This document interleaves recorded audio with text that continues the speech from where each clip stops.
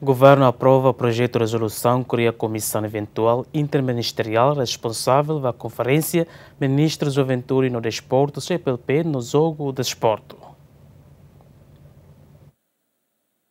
Lihussi Surumuto Conselho de Ministros aprova o projeto de resolução que cria a comissão eventual interministerial que é responsável pela coordenação da atividade que relaciona com a realização da Conferência Ministros da Juventude e Desporto CPLP badala sanura senen no jogo de desporto CPLP badala sanura sen rua ne besi halau ia dili a husi loron sanulu resen hitu to loron ruanulu resen hitu o fulan julho tina rihun rua resen lima ba organização evento Sirane aprova um orçamento com montante dólar americano com tolo recém. Comissão NB preside Russi Ministros da Juventude, Desporto, Arte e Cultura, se composto Russi representante Sira Russi Ministério e OIN, no se e apoio Russi Unidade Técnica IDA, responsável pela preparação e implementação plano diretor para evento Sira. A estrutura IDA se coordena a ação Sira e a área logística, comunicação, angariação fundo, no promoção igualdade de gênero, no inclusão social, ou de garante coordenação interdepartamental, no comunicação efetiva ou delegação Sira Russi nação participante Sira.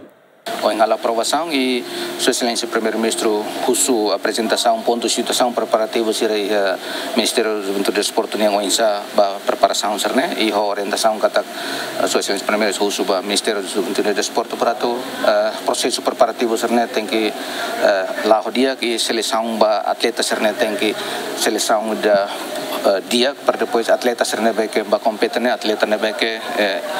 seleciona o dia com esse processo da credível para depois interretar atleta nebe dia para o evento senesne. Evento Sira se celebra participante na atos rito sem rua inclui delegados no atleta Sira Russi nação membros CPLP onde promove cooperação solidariedade no amizade entre povo lusófono Sira li Russi Desporto no Juventude comissão se dissolve foi na apresentação do relatório final do primeiro-ministro. Adérito Ximenes, bem-vindo Ximenes. Giamen.